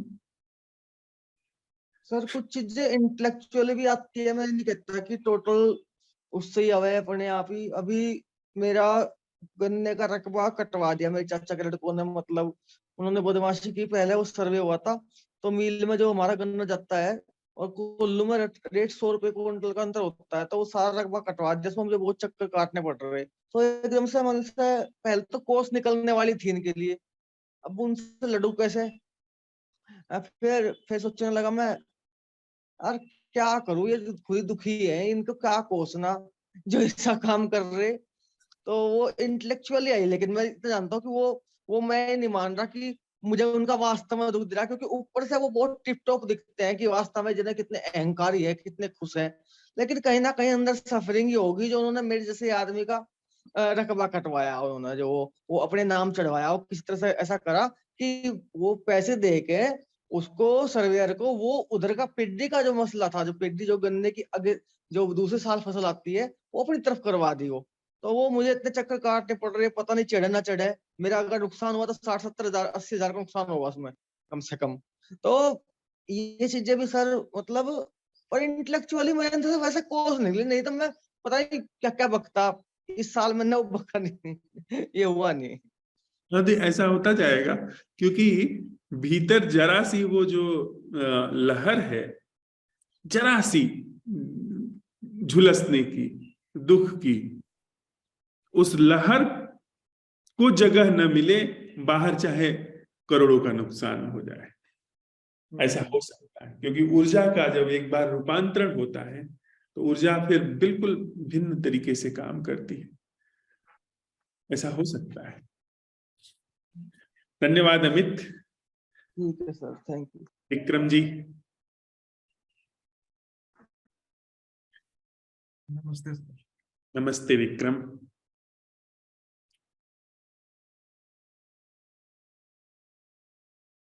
बस यही बोलना है कि जो प्रश्न था वो बना हुआ है, और बिल्कुल वो चीज जो मुझे पहले लगती थी कि नहीं ये बिल्कुल नहीं हो सकता, वो अब संभव दिखती। बस ठीक है। तो रास्ता मिला है विक्रम, कीमिया मिली है, तो निकल जाओ। और निकलना, जब अपना रास्ता स्पष्ट हो जाए, अपने जीवन में चीजें गहरी हो जाए, तब फिर दूसरे का हाथ भी पकड़ना शुरू करना। क्योंकि यह बहुत सरल है कि जब अपने जीवन में समाधान हो जाए तो एक मस्ती सी, एक बेफिक्री सी जगह लेनी लगती है कि क्यों फिर किसी को इतनी बात करना, इतना समझाना। वो एक दौर आता है, वो आए तो थोड़ा सा सावधान रहना। ये बेहतर है कि उस तरफ जाने से पहले कम से कम जितना कह सकते हो, जितना हो सकता है करिए। ये बहुत सरल है, बहुत अच्छा है। मतलब ये लगता है कि जीवन का रूपांतरण बड़ा कठिन है पर बहुत सरल है, बहुत बस समझने की बात है, समझ करके थोड़ा सा तत्परता दिखाने की बात है, पूरा जीवन रूपांतरित हो जाएगा, ऊर्जा का बिल्कुल प्रतिक्रमण हो जाएगा। और उसमें बस फिर अपने बोध से साझा करना। अभी हम लोग जब साझा करते थे तो ये था कि लोग सम्मान करें, लोग मुझे जाने पहचाने, लेकिन आप कुछ और काम करेंगी, उसको खूब काम करने का अवसर देना, उसमें अपने आप तुम कर पाओगे। धन्यवाद भावना जी।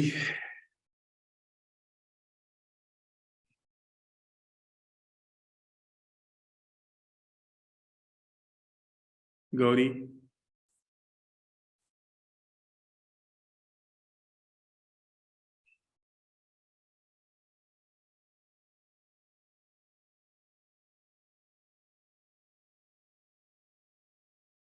ज्योति।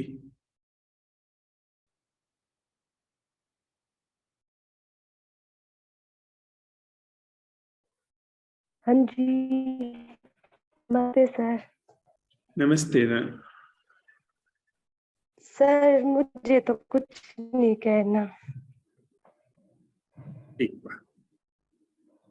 कल्पना जी।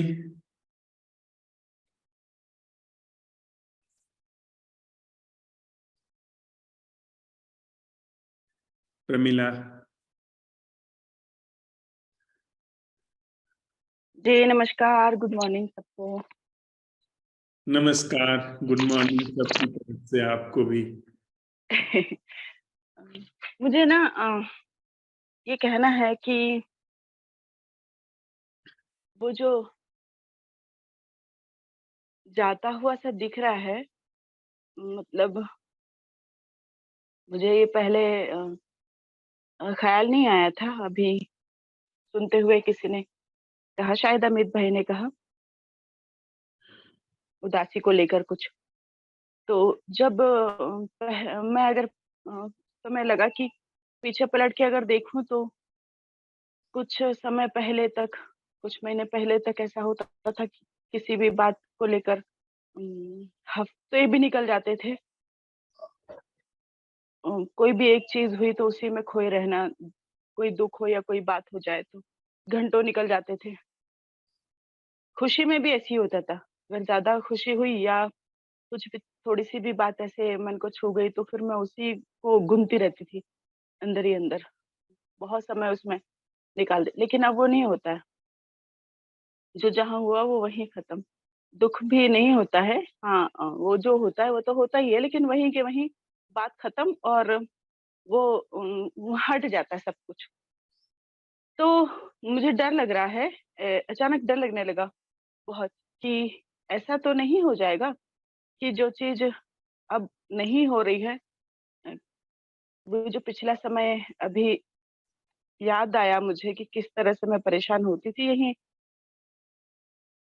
अभी सुनते सुनते ही याद आया कि जो परेशानी होती थी ना वो अगर हुई, क्योंकि काफी समय से वो हुई नहीं है, तो ऐसा तो ना हो कि अगर वो किसी दिन पलट कर आई तो अपनी भयंकर तीव्रता के साथ आए, जिससे मैं सहन भी ना कर सकूं, क्योंकि पहले ही मुझे मुश्किल होती थी और अब तो वो गायब है। तो ऐसा ना हो कि इतने दिन ना रहने के बाद फिर अगर कोई चीज आएगी तो अपने पूरे वेग के साथ आए, ऐसा तो ना होगा। दही को दूध बना सकती हो? नहीं। जो जाना सो जाना, उसको अनकिया नहीं किया जा सकता। एक बार कला आई तो आई, कोई इस कला को नहीं छीन सकता। यही इसका अनूठापन है, यही इसकी यूनिकनेस है। एक बार यह कीमिया, यह ऊर्जा के रूपांतरण का ढंग तुम्हें मिल गया तो यह कोई सामाजिक संबंध नहीं है कि आज दिल मिला कल तलाक हो गया, ऐसा नहीं है। ये हुआ तो हुआ। ये ऐसा नहीं है कि किसी ने आज कुछ भेंट की है कल वापस न ले ले, कल कहे कि मेरी चीज वापस करो, मैंने तुम्हें जैसा समझा था वैसे तो नहीं, तुम धार्मिक आदमी नहीं हो, तुम बड़े दुष्ट आदमी हो। ऐसा नहीं, ये तुम्हारा अपना स्वभाव है, ये किसी ने तुम्हें दिया नहीं है प्रमिला, यह तुम्हारे भीतर सदा से था, सदा से हर व्यक्ति के अंदर है। महोत्सव हम सबका स्वभाव है, जागरण हम सबका स्वभाव है, सम्यक अवलोकन हमारे प्राणों में है, उसे लेकर हम पैदा हुए हैं। कौन छीन सकता है?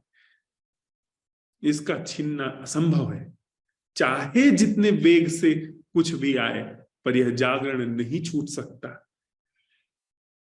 यह हो ही नहीं सकता। एस धम्मो सनातनो, पाली में कहते हैं कि यह सनातन धर्म है।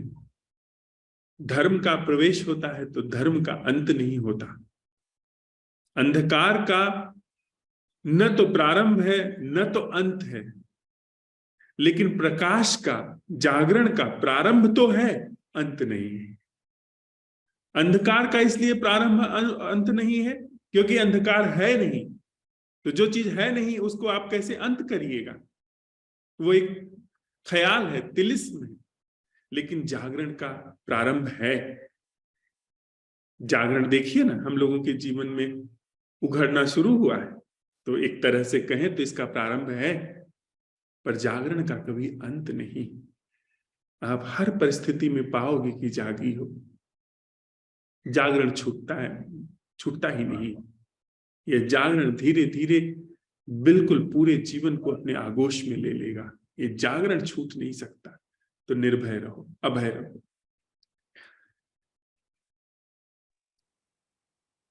जी।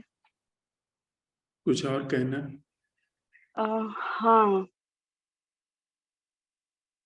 ये कि पहली बैठक में जो शब्द था, नहीं पता था कि हम, मतलब मैं कहाँ जा रही हूँ, क्या होने वाला है।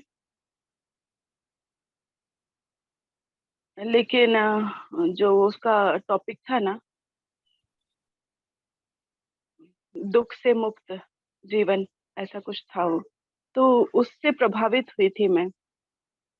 फिर अब तक ऐसा हुआ है कि बहुत सारी जो वो चीजें मेरे सामने आई हैं, धार्मिक हो या फिर आध्यात्मिक हो, लेकिन कभी इस तरफ झुकाव कभी हुआ ही नहीं। यहाँ आई, क्यों आई नहीं पता, सुनती हूँ, क्यों सुनती हूँ वो भी नहीं पता। और वो दुख से मुक्त का लग रहा था कि बीच में एक बार लगा था कि ये जागरण से दुख का क्या संबंध है, लेकिन अब जब मैं उसको जी रही हूँ तो बस बहुत सारा आभार। और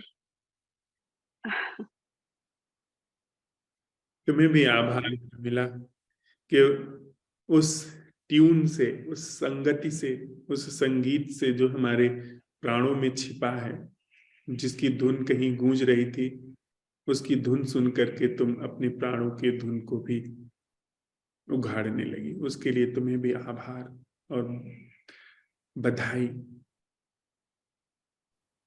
धन्यवाद। संजना जी। प्रणाम सर।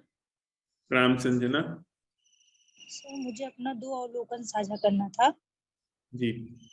तो आपने आज जो एक कविता का फ्लावरिंग की, तो उसमें आपने कहा कि सावधान रहना है क्योंकि हमें लगता है कि ये जागरण हमको हो गया।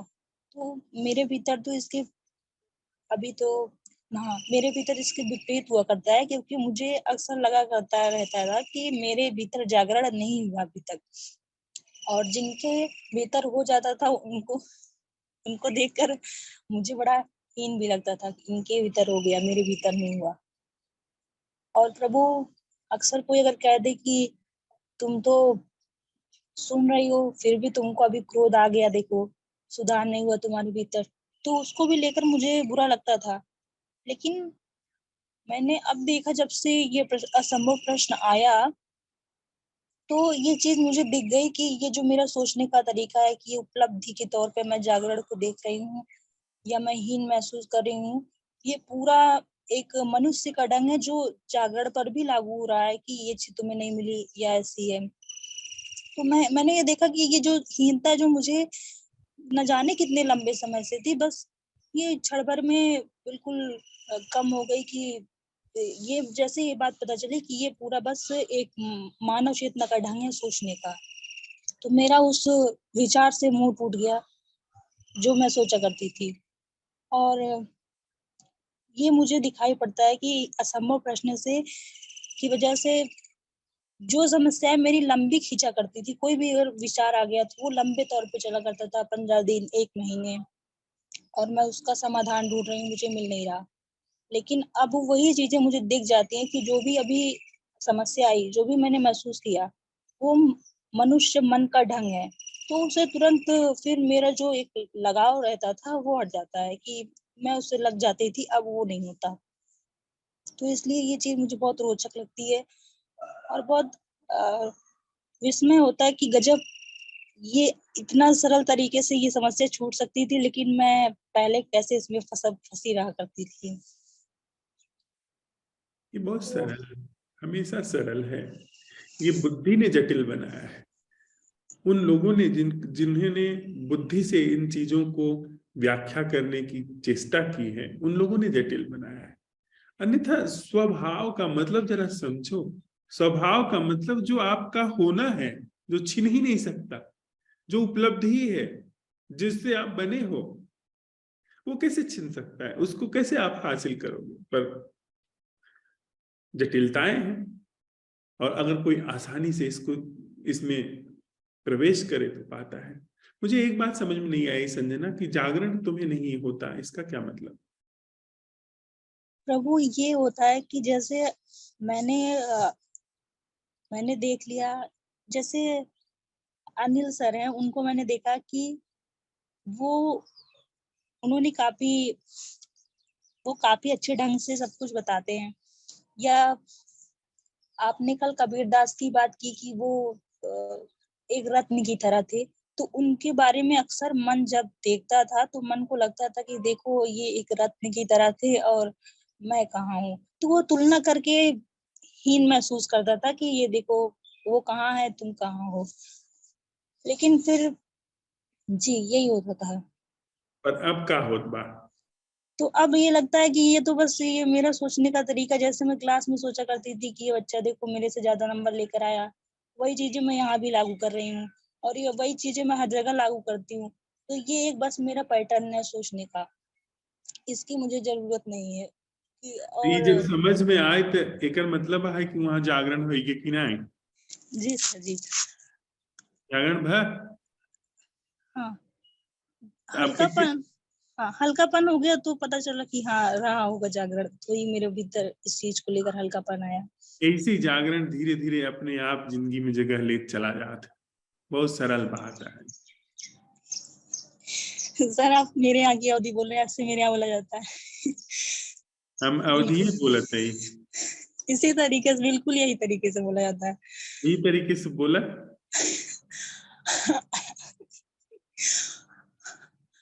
तो पहली दाएं तो हमें क्यों नहीं मिला बाटे जे अवधि की बात करते हैं।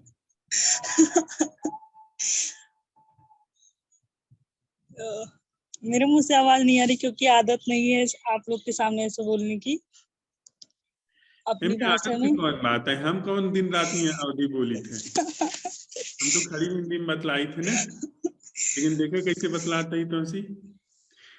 हमें अवधि आवत है, भोजपुरी आवत है। तब देखा गौरी से बतिया ले। अच्छा, तो मैं एक दूसरा वाला अवलोकन इसी में साझा करती इसी भाषा में। अवधि में कर। तो सर कल का है कि हम अपने स्टूडेंट की पढ़ावत रहे ट्यूशन, तो वैसे ना हमका ऊपर बहुत बहुत गुस्सा आवत है कि ये पढ़ाई ढंग से ना करता है या बहुत लापरवाही करता है, या एक का हो है कि हम इतना मेहनत करती है कुछ भी ध्यान ना देत बा।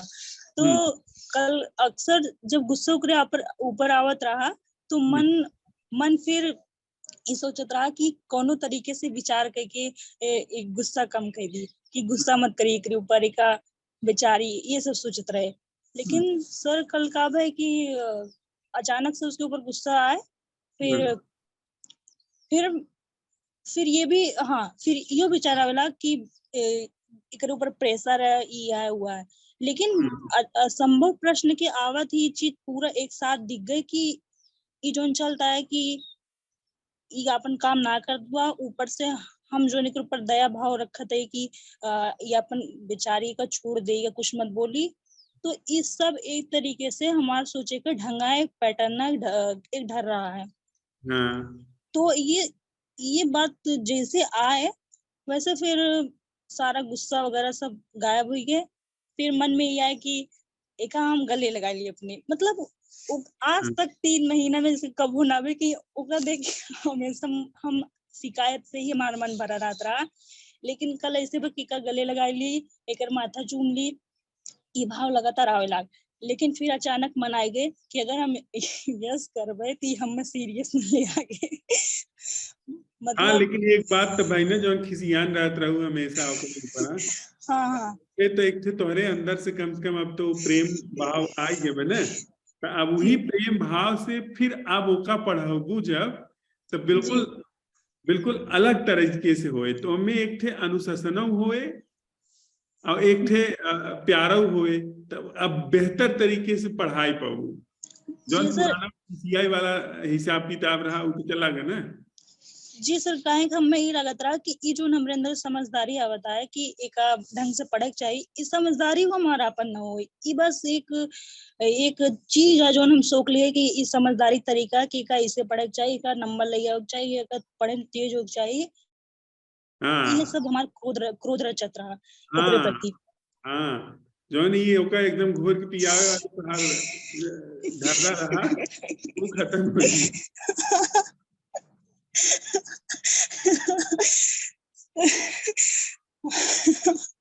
हाँ सर, बहुत अच्छा लगता है कि हम ये सोचत रहे कि गौरी भी और बोलत रहे इन गांव की भाषा, लेकिन हमरे तरह बिल्कुल ना रहता। आज पहली बार बिल्कुल आप हमरे तरह वाली भाषा बोलते हैं जैसे इधर बोले जाते हैं। तो ठीक बात समझना। धन्यवाद सर। सिद्धार्थ।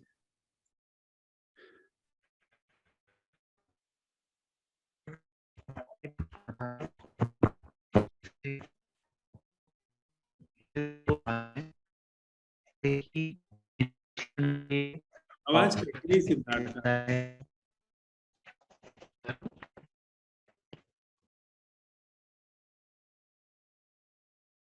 आवाज नहीं आ रही। हेलो, हाँ सिद्धार्थ।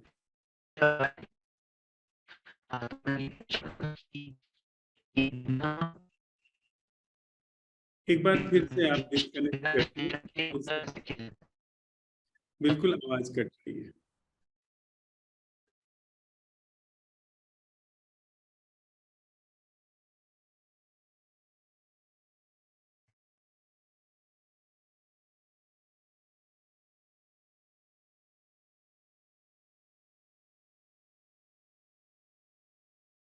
सिद्धार्थ एक बार डिस्कनेक्ट करके फिर से ज्वाइन करिए, आपकी आवाज बिल्कुल नहीं आ रही।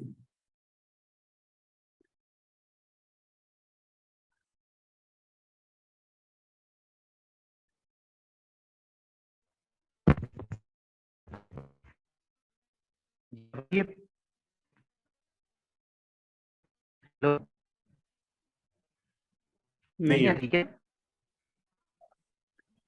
बस मैं लिख कर बता देता हूँ। हाँ, अब बोलो जरा। हेलो, हाँ बोलो। हरिये प्रभु।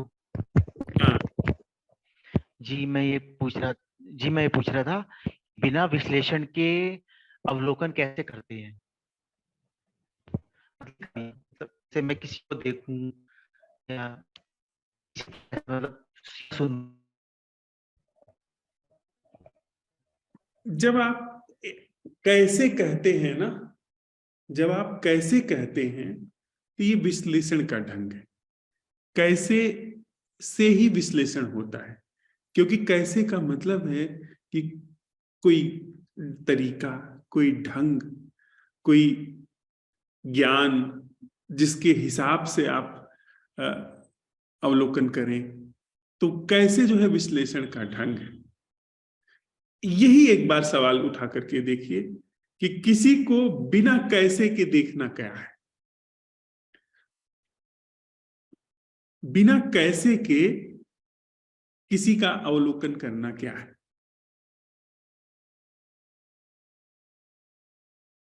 मैं अपनी बात कह पा रहा हूं?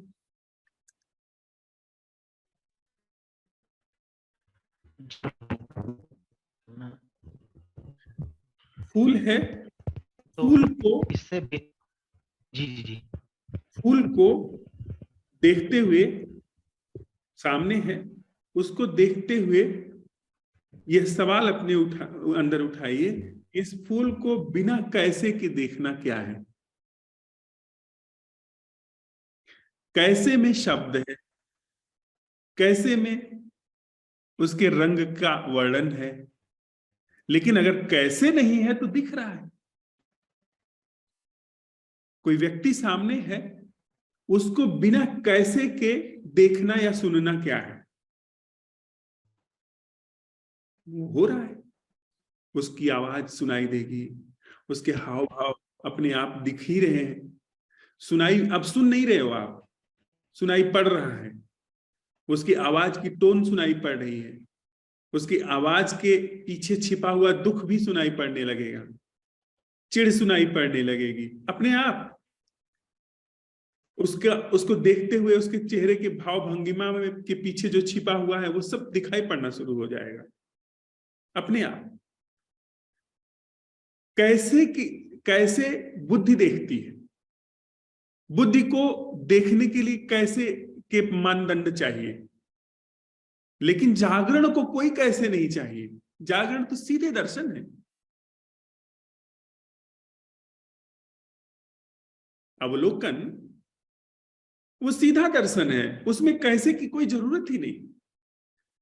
आज इस पर प्रयोग करो कि कैसे में ऊर्जा का अपव्यय होता है, लेकिन बिना कैसे के देखना क्या है आप करना, देखोगे कि ऊर्जा का बिल्कुल अपव्यय नहीं हो रहा है, बल्कि ऊर्जा बढ़ती है। ऊर्जा जो है अच्छी तरीके से अपना प्रवाह पाती है। इसको आज आजमाना, और कुछ होता है तो सांझ की बैठक में लाना। उर्मिल जी, आपकी दरअसल प्रभु मेरा एक और प्रश्न था कि ये जैसे लोग ये जानना चाहते हैं कि मृत्यु क्या होती है और इसके बाद क्या होता है, जैसा आपने बोला भी था, तो ऐसा वो क्यों जानना चाहते हैं और इसकी जानने की इतनी इच्छा क्यों होती है कि मतलब ये है क्या, और क्या ये संभव है कि इसको जान पाना, मतलब जानेगा, मैं कैसे जान सकता है, ये मैं पूछ रहा था। इसको जाना तो जा सकता है, लेकिन वह जो जानना होगा वो ऐसे ही है जैसे आप कल की कोई चीज जान रहे हो। अगर जो अभी जीवन घट रहा है, जो अभी हमारा जीवन चल रहा है, यही जीवन मन के तल पर झूठा है, बनावटी है, तो जो पिछला आप जान रहे हो वह झूठे को ही जानोगे। मैं मान लो मैं अपने पिछले जन्म जानता हूं, क्या जानता हूं पिछले जन्म के बारे में? यही पैटर्न सब जो अभी जिया जा रहा है मन के तल पर, वही पैटर्न तो उस जन्म में मैं भी जानूंगा ना।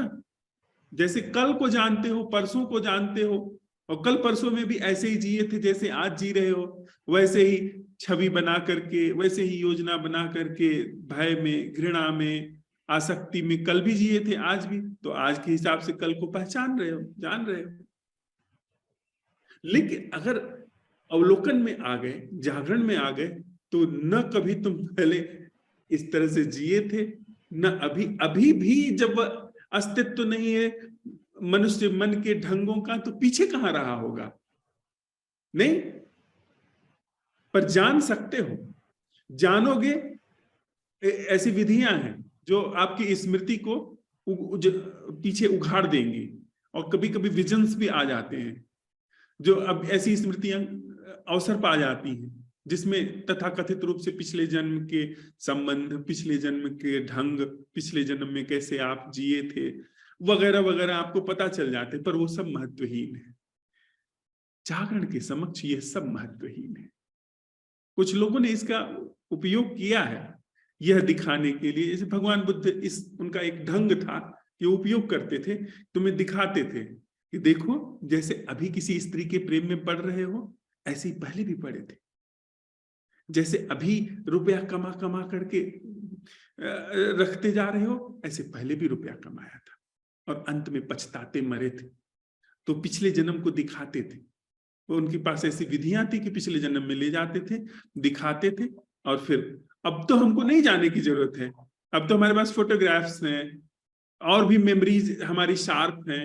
पहले हो सकता है इतनी मेमोरी शार्प न रही हो, जिसमें हम आप देख सकते हैं कि 2-4 जो अफेयर हुए, जो उसमें कितना धक्का मुक्की हुई है, कितना सब गड़बड़ हुआ है, या जो दोस्ती यारी बनी है उसमें कैसे कैसे काम किया है। अब तो हमारी इतनी बुद्धि शार्प है कि इसी जीवन को समझ लेती है ये झूठा है, व्यर्थ है। अब प्रभु एक ये बात पूछनी थी कि ये जैसे विचार होते हैं, क्या इसको रोकना जरूरी है क्या, या चलने दे जैसे चल रहे हैं? मतलब इसमें भी ऊर्जा जाती है या नहीं जाती? ये ऊर्जा बहुत जाती है। सबसे ज्यादा 99% ऊर्जा की खपत विचार प्रक्रिया में है। वह विचार प्रक्रिया तो हमारे जीवन का आधार है ना, हमारे आकांक्षाओं का, महत्वाकांक्षाओं का, योजनाओं का, घृणा का, प्रेम का, सबका विचार ही तो आधार है। तो सबसे ज्यादा ऊर्जा उसमें खपत होती है। तो ये तो सब लोग समझ जाते हैं, जो थोड़ा बहुत भी अंदर जाते हैं वो समझ जाते हैं कि विचार प्रक्रिया में बहुत ऊर्जा तो खपत क्या होती ये है। जैसे विचार चलते रहते हैं, इसको हमें रोकना चाहिए या चलते रहने देना चाहिए, ये पूछ रहा था मैं। इसको अगर तुम रोकोगे तो भीतर विकृति पैदा हो जाएगी। अगर तुम रोकते हो, क्योंकि तुम विचार से बने हो। हाँ, ये सवाल उठाओ कि विचार से मुक्त होना क्या है, विचार से मुक्त जीवन क्या है, तो तुम भी रुकोगे और विचार भी रुकेगा। जी, नहीं वैसे तो तो रुक जाते हैं। मैं मतलब जैसे जागरण आ गया तो मैं बस उस जागरण को विचारों वाली जगह पे ले जाता हूँ, वो रुक जाते हैं। वो तो ठीक मैं, है।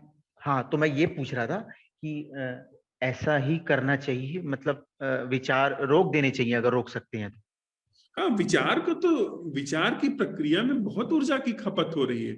नैसर्गिक जागरण जैसे जैसे जगह, तुम जागना मत, तुम जागरण की कोशिश मत करना, नैसर्गिक जागरण को अवसर देना। ऐसा नैसर्गिक जागरण जो अपने से घट रहा है और उसमें तुम भी समाप्त हो, और उसी में धीरे से सवाल को अवसर देना कि विचार से परिपूर्ण मुक्त जीना क्या है। तो विचार और तुम दोनों लोग धीरे धीरे विदा होने लगोगे जीवन से। विचार से मुक्त जीवन क्या है? विचार से मुक्त जीना क्या है, न कि मैं विचार से मुक्त होकर के जीऊं। जी ठीक है, धन्यवाद प्रभु। धन्यवाद सिद्धार्थ। उर्मिल जी।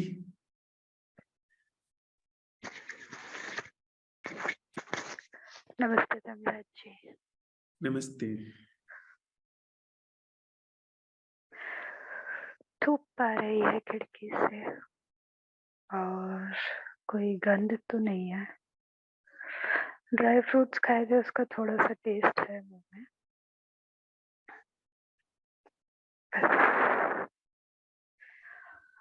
अवलोकन तो नहीं है, बट चलो मुझे कुछ अभी समझ में आया वो कह देती हूँ।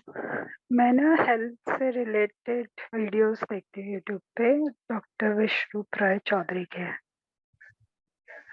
तो उनकी बातों से मुझे ये समझ में आया कि जैसे हम अलग अलग बीमारी को ट्रीट करते हैं ना, कि कोई कान की बीमारी है, कोई हार्ट की बीमारी है, कोई घुटनों की बीमारी है, तो उनसे मुझे समझ में आया था कि मतलब अलग अलग ट्रीट करने की जरूरत नहीं है, पूरी बॉडी को एज अ होल लेके चल सकते हो आप।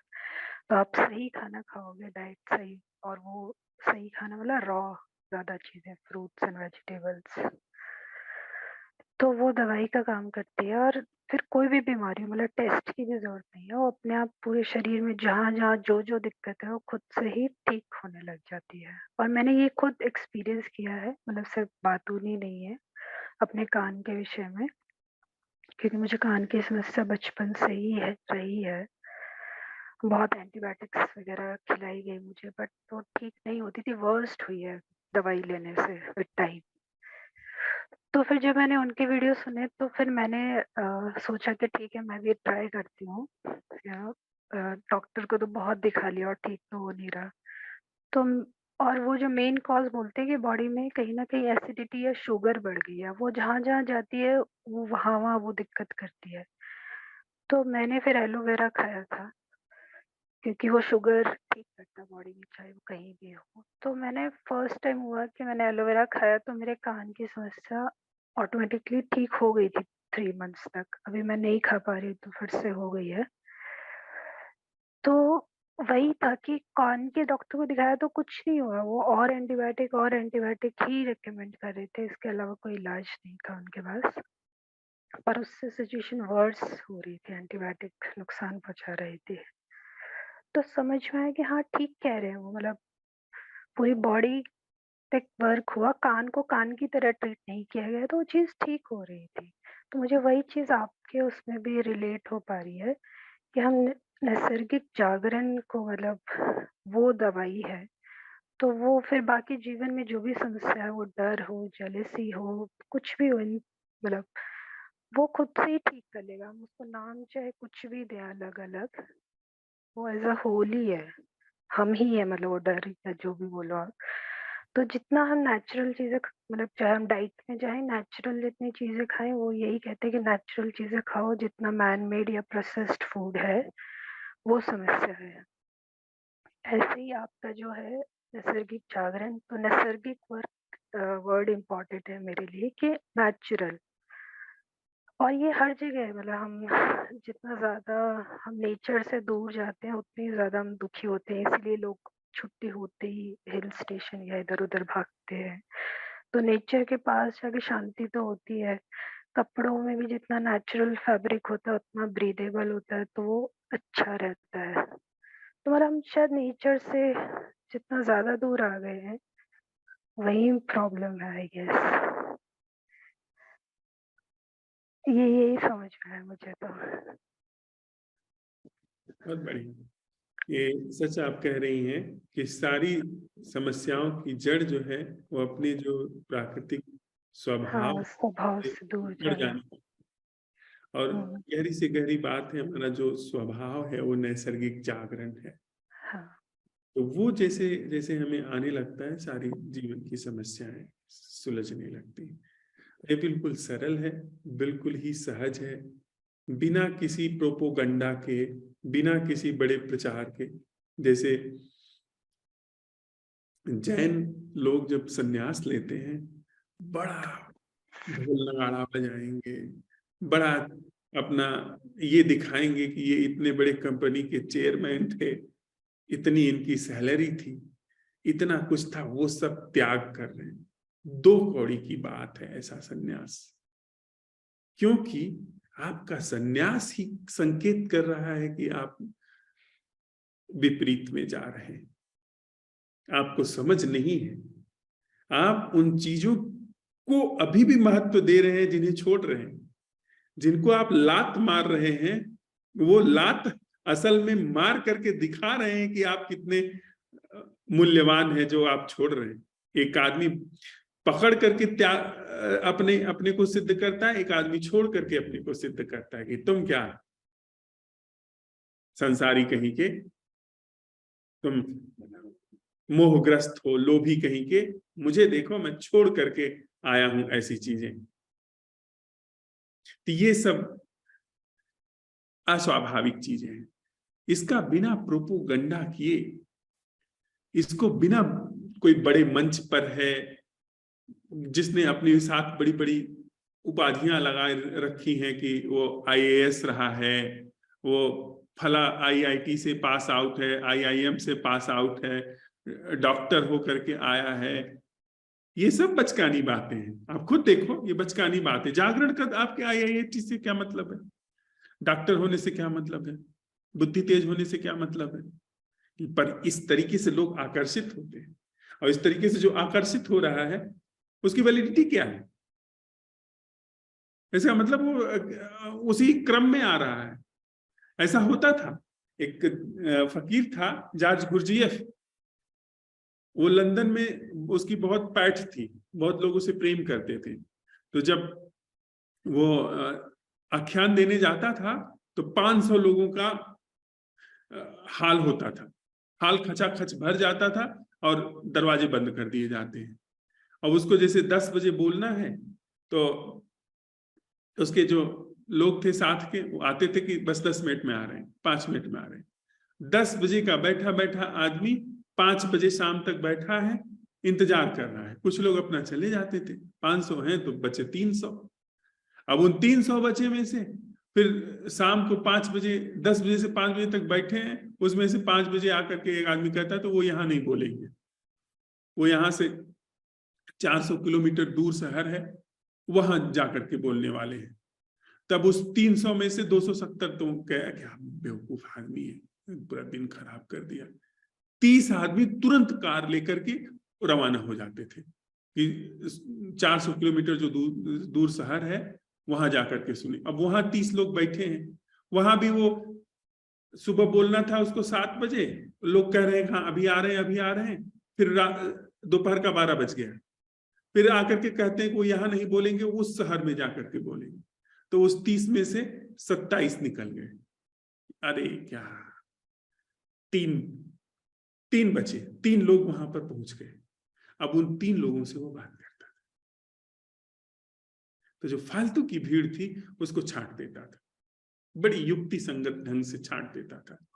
कुछ लोग ऐसे करते थे कि वो जिनको छांटना होता था उनके लिए कुछ तरकीब ला देते थे कि आपके कपड़ों से खुशबू आती है तो उनको एलर्जी है तो अंदर मत जाइए, तो उस बहाने से वो रास्ते लगा देते थे उन लोगों को जो फालतू होते थे, भीड़ को अपने पास इकट्ठा नहीं करते थे। यह चीज अति सरल है। यह किसी मंच से मत सम्मोहित होइए, किसी व्यक्ति की वेशभूषा से, आव भाव से, उसके आसपास की फॉलोइंग से बिल्कुल भी सम्मोहित न होइए। ये सम्मोहित होना कि इसकी फैन फॉलोइंग इतनी बड़ी है, ये धोखा है। ये मैनेज्ड भीड़ हो सकती है, ये पूरा इसके पीछे एक मैनेजमेंट काम कर रहा हो सकता है, जैसे राजनेता का मैनेजमेंट होता है। उससे सम्मोहित मत होइए। ध्यान अति सरल है। संबुद्ध होना संबुद्ध व्यक्तित्व के रूप में नहीं, जागरण संबोध अति सरल है। वह आपके जीवन में अत्यधिक सरलता से आ सकता है। वस्तुतः इतनी अत्यधिक सरलता से आ सकता है, इसलिए थोड़ा कठिन हो जाता है। लेकिन अगर आप उसको अवसर देना चाहते हैं, जागरण संभव। हम लोग उसी पर इन बैठकों में चर्चा किए हैं, नैसर्गिक जागरण पर।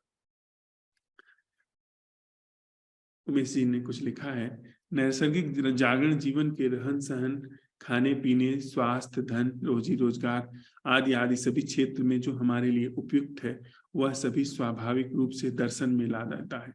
यह दिखाई दिया, बिल्कुल सही बात है। जितना हमें जरूरत है उतना ला देता है इस तरफ, लेकिन उस तरफ वह बहुत कुछ उघाड़ना शुरू कर देता है।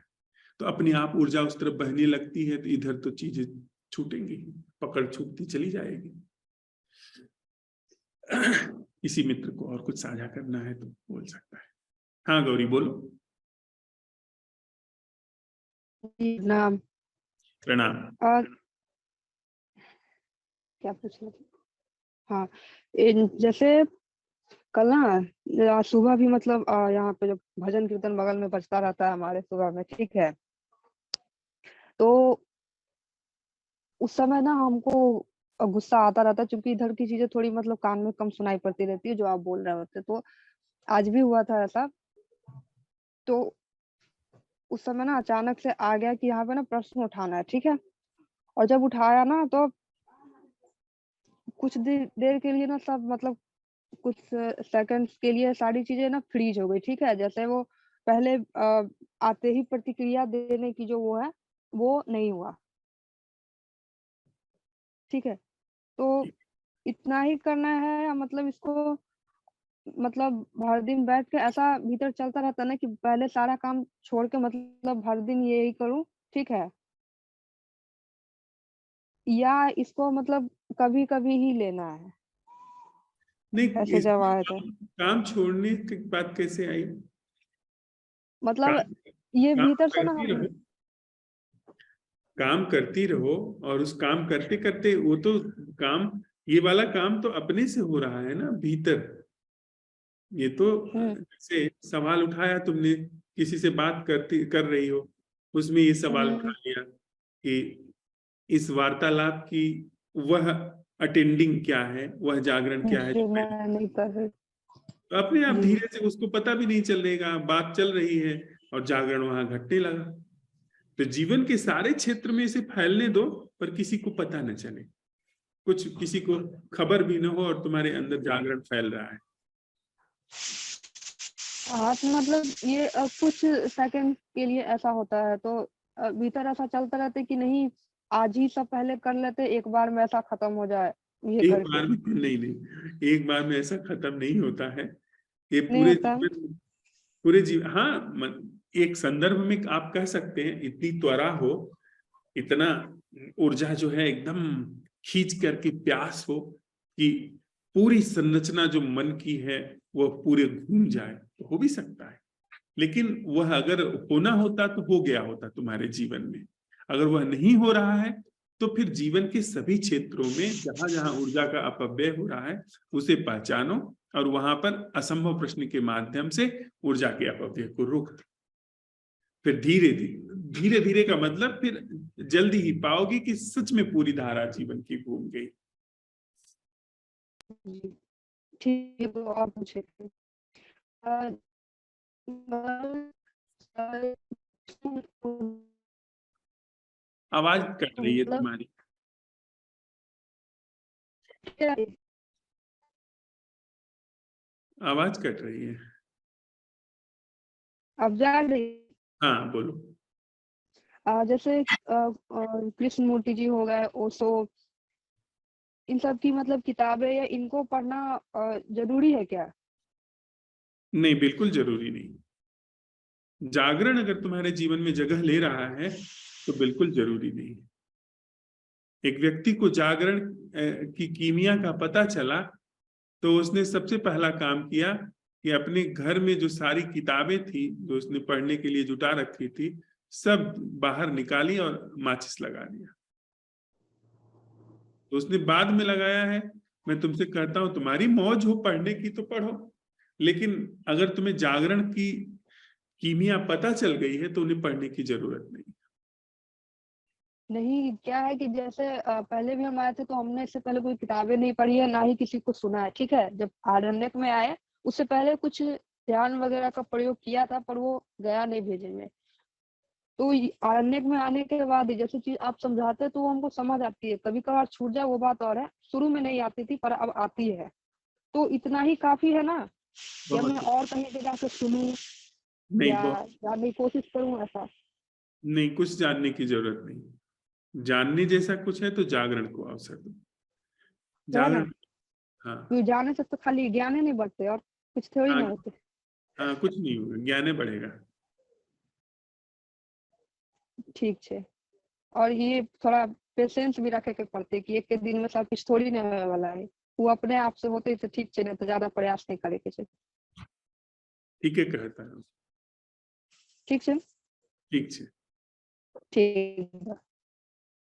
हाँ, संजना। प्रभु, अब से मेरे साथ भी ऐसा होता है कि पहले मैं कई लोगों को सुना करती थी, तो अब मेरा मन परहेज करता है उन सबको सुनने से भी, क्योंकि मुझे ऐसा लगता है कि अगर मैं सुनूंगी तो वही फिर मेरा मन ही निर्मित होगा। तो ऐसा मेरे साथ हो रहा है कि अब मैं किसी को नहीं सुन रही हूँ, सिर्फ आपको सुन रही हूँ। तो मैं ये सोच रही थी, क्या ये मन का ही तरीका है कि किसी तरीके से बचने की कोशिश कर रहा है कि कुछ ऐसा ना सुनूं जिससे कि मेरा मैं बढ़े या आदर्श बने कोई या छवि बने। तो मैंने अब सुनना बंद कर दिया है, तो वही मैं आपसे पूछना चाह रही थी कि ये क्या है कि मैं क्या मैं बचने की कोशिश कर रही हूँ किसी तरीके से? देखा हमें सुनत हूँ, काहे सुनत हूँ? जागे बिना न। जी। अब जागे बिना सुनत हो तो धीरे धीरे हम छोड़ दे। असली चीज है जागना, असली चीज है जागब। अगर तुम्हें जागे आई गए तो एक बाद फिर सुने की कोनो जरूरत ना है, न केहू के न हमें केहू के जिन सुने। जागे के अवसर देत चला अपने अपने जिंदगी में। जैसे जैसे जागे के अवसर मिले दूसरे से का मतलब बा? एक बाद गाना गावा, नाचा, मजे से जिए, सुने सुनावे का ही जरूरत बाटे। हाँ वैसे साथे खाए कब हो घूमे जाए कोई वो अलग बात है, लेकिन सुने से खाली ज्ञान अगर बढ़त चला जाता तब तो बेजाय बात। सबसे अच्छी बात है सुनो और अपने जिंदगी में अप्लाई होकर कह दी, बस बात पूरी होगी। जी प्रभु। और अब ना पहले तो मुझे लगता था कि मैं 2-3 लोग के ऊपर निर्भर हूँ, जो ज्ञानी लोग हैं, कि उनसे मुझे पूछना है, या अब तो अभी मैं पूछती हूँ, लेकिन अब मुझे भीतर से लगता है कि मेरे अंदर अब वो निर्भरता जो थी कि मैं निर्भर हूँ इन पर, इनका सहारा मुझे बार-बार लेना है, तो वो अब मुझे हटती हुई दिखाई दे रही है। तो मुझे एक बार लगा कि शायद ये अहंकार आ रहा है कि मैं निर्भर हूँ और वो, लेकिन ये मुझे अंदर से लग रहा है कि ये ऐसी चीज है कि यहाँ पे निर्भरता हट रही है मुझे किसी से समझने की बार-बार जाके। निर्भरता बाहर से भी हट रही है, भीतर से भी हट रही है, क्योंकि भीतर से जिस कारण से दूसरे से पूछने की बात चल रही थी वह कारण था प्रमाद, बेहोशी। अब जागरण अपने आप गुरु है, वो अपने आप दिखाएगा क्या करना है क्या नहीं करना है। तो अहंकार नहीं बढ़ रहा है। अहंकार तो निर्भरता में होता है। दूसरे पर निर्भर होना वो अहंकार का ढंग है, या अपने अनुभवों पर निर्भर होना, अपने ज्ञान पर निर्भर होना, वो भी अहंकार है। लेकिन अगर जागरण जगह ले रहा है, वो दिशा निर्देश दे रहा है, तो वो अहंकार नहीं। ठीक बात। जी प्रभु। ज्योति कुछ कहना चाह रही थी तुम?